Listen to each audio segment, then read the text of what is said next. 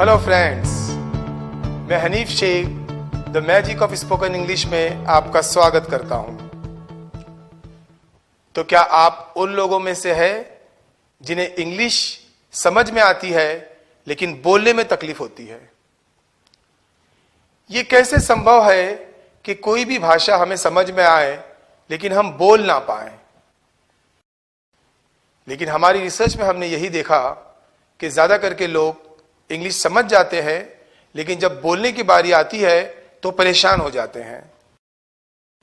फिर हमने ये खोजा कि किसी भी भाषा को आपको बोलने के लिए हमें उस भाषा की वाक्य रचना आना चाहिए, और यही समस्या इंग्लिश भाषा की भी है।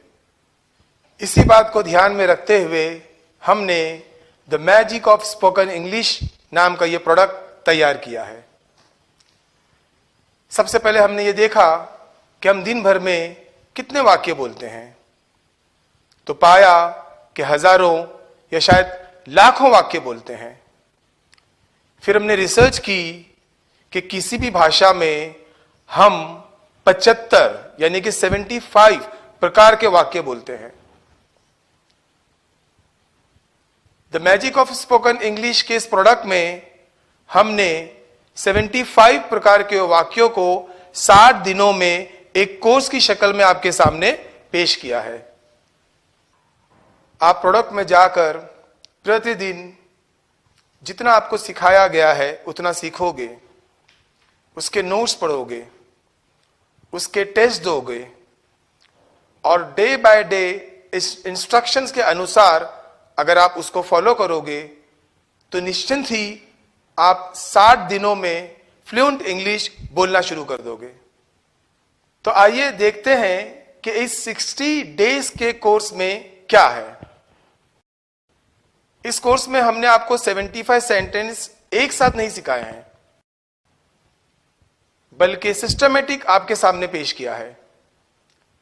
सबसे पहले सेंटेंस बनाने के लिए हमने एक मैजिक मशीन तैयार की है जिसकी मदद से आप आसानी से सेंटेंस बना सको और सीख सको।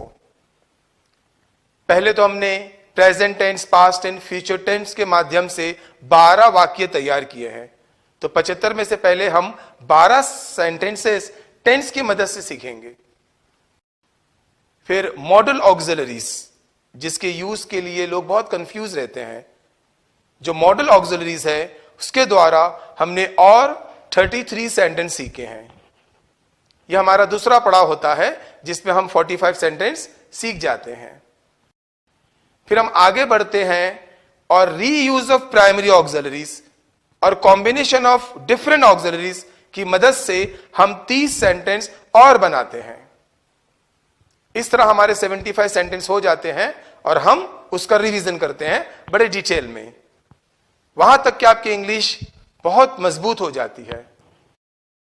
और यही नहीं, उस 75 सेंटेंस को अलग अलग तरीके से यूज करने के लिए हम उस 75 सेंटेंस को पहले तो 4 भाग में बांटते हैं, यानी कि declarative sentences, imperative sentences, interrogative sentences and exclamatory sentences. और 4 भाग में बांटने के बाद हम पूरे 75 सेंटेंस का डायरेक्ट एंड इनडायरेक्ट स्पीच करते हैं। फिर पूरे 75 सेंटेंसेस का हम एक्टिव वॉइस, पैसिव वॉइस देखते हैं, और पूरे 75 सेंटेंसेस का हम डिग्री ऑफ कंपैरिजन करते हैं, और अंत में ये पूरे 75 सेंटेंसेस का हम क्वेश्चन टैग करते हैं।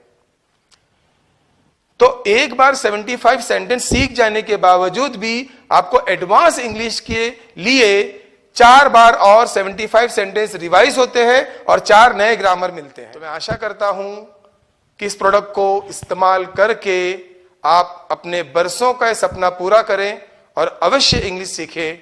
मेरी शुभकामनाएं आपके साथ है। Best of luck.